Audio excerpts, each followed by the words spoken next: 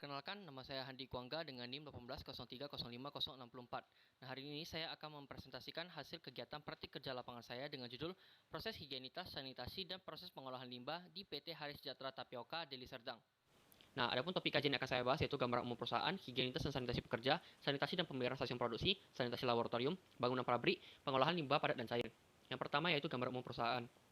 Sejarah berdirinya perusahaan karena adanya keinginan untuk memproduksi tepung tapioka berkualitas tinggi yang dapat bersaing secara lokal maupun internasional, dan juga sekaligus membantu serta memajukan perekonomian lokal. Dan kemudian profil perusahaan secara singkat dapat dilihat sebagai berikut. Produksi tepung tapioka di PT HST, di mana bahan baku diperoleh dari pertanian lokal dan produksi tepung tapioka dapat mencapai hingga 2,5 ton setiap jamnya. Kemudian, adapun prasarana dan sarana yang tersedia di PT HST dapat dilihat sebagai berikut. Yang kedua adalah higienitas dan sanitasi pekerja. Persyaratan higienitas pekerja di PT HST yang pertama, karyawan yang bekerja harus memiliki kompetensi yang sesuai dan sudah memiliki gambaran yang jelas mengenai tugas-tugas yang akan dikerjakan. Kemudian karyawan harus selalu dalam keadaan sehat, bebas dari luka, penyakit kulit, ataupun hal lainnya dapat mencemari produk. Yang ketiga, karyawan harus selalu menggunakan pakaian kerja atau alat perlindungan diri. Yang kemudian, karyawan harus mencuci tangan sebelum melakukan pekerjaan serta tidak makan, merokok, meludah, ataupun melakukan tindakan lain yang dapat mencemari di tempat produksi. Kemudian sanitasi dan pemeliharaan stasiun produksi. Stasiun yang pertama yaitu stasiun loading yang terdiri dari hopper. Hopper berfungsi untuk menerima bahan baku yang dimana satu kali loadingnya dapat mencapai 700 hingga 750 ton. Dimana hopper ini sering terjadi penyumbatan diakibatkan karena ubi-ubi yang masih basah membawa lumpur, tanah, dan kotoran yang dalam jumlah banyak dapat menyumbat hopper. Sehingga perlu dilakukan pencucian dengan cara mensemprotnya dengan air bersih setiap paginya.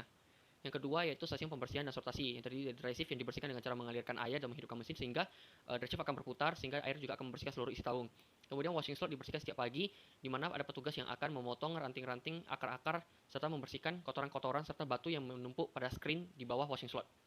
Kemudian pada conveyor belt juga akan dilakukan sortasi di mana bongkol dipotong dan juga jika terikut batu, tanah dan lain-lainnya juga akan disortasi secara manual. Dan kemudian stasiun penggilingan terdiri dari cutting dan rasper. Cutting dibersihkan setiap pagi dengan cara disemprot dengan air dan kemudian bila pisaunya dicek secara berkala. Kemudian rasper dibuka mesinnya dan ditunjukkan seluruh bila pisau yang ada dan disemprot dengan air dan dicek apabila gerigi sudah tumpul maka diganti dengan baru sehingga proses pemarutan menjadi lebih efisien. Kemudian stasiun pemisahan yang terdiri dari ekstraktor di mana setiap paginya ekstraktor yang berjumlah 4 dibuka dan disemprot dengan air bertekanan tinggi sehingga nozzle dan screen dilewati dengan air sehingga tidak terjadi penyumbatan. Vertical sieve juga sama dibersihkan dengan air sehingga tidak ada santan-santan pati-pati halus yang menumpuk. Kemudian stasiun pemekatan separator. Separator dibersihkan 2 minggu sekali di mana piringan di dalamnya diangkat keluar menggunakan katrol dan kemudian direndam menggunakan soda api selama 30 menit. Kemudian digosok sehingga menjadi bersih. Kemudian hidrosiklon sama dengan ekstraktor tadi juga disemprot dengan air bertekanan tinggi melalui saluran-saluran kecilnya yang berupa nozzle sehingga tidak terjadi penyumbatan. Untuk sensiklon selama 30 menit sekali dibuka bagian valve bawahnya sehingga terbuang kotoran-kotorannya.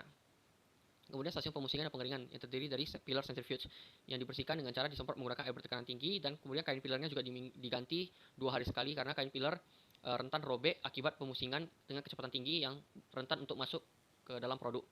Kemudian stasiun ayakan dan pengemasan shift shaker dicek setiap paginya untuk mengecek apakah ada tepung yang menumpuk atau tidak dan mesin pengemasan juga dicek setiap paginya dan dibersihkan lingkungan sekitarnya sehingga tidak ada potensi untuk mencemari produk.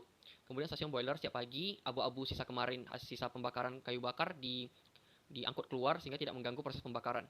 Kemudian stasiun sumber air terdiri dari waduk dengan dalam 20 meter dengan sumur bor berjumlah 2 yang berfungsi untuk mengaliri air untuk produksi.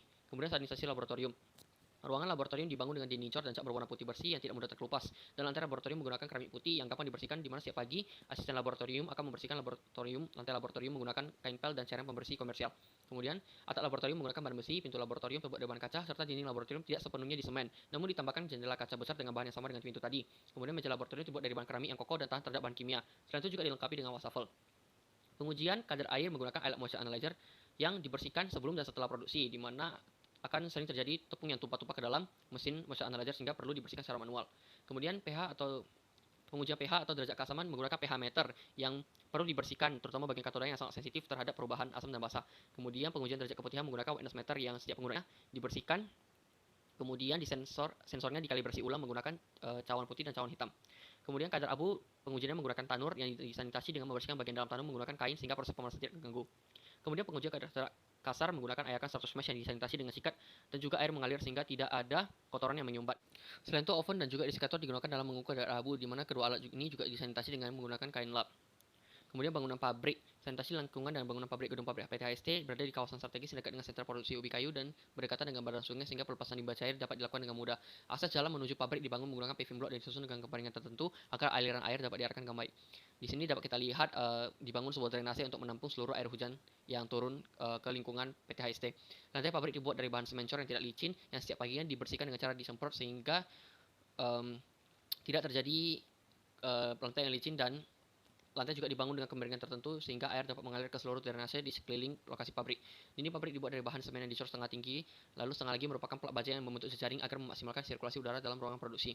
Atap pabrik berbuat dari bahan galvanis yang dikonstruksi sesuai dengan syarat higienitas, yaitu dapat melindungi ruangan dan tidak mengakibatkan pencemaran. Pintu pabrik terbuat dari bahan besi yang kuat dan tahan lama serta tidak mudah mengelupas.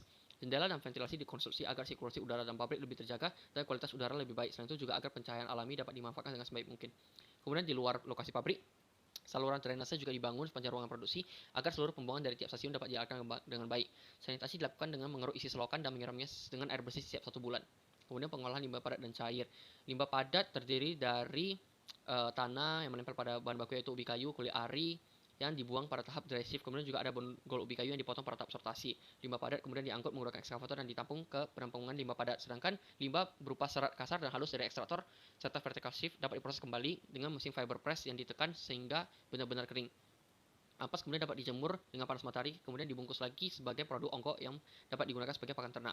Pengolahan limbah cair dilakukan pada jenis limbah cair yang berasal dari proses produksi yang berasal dari air buangan, sisa cucian, bahan baku, buangan kamar mandi, ataupun proses-proses lainnya.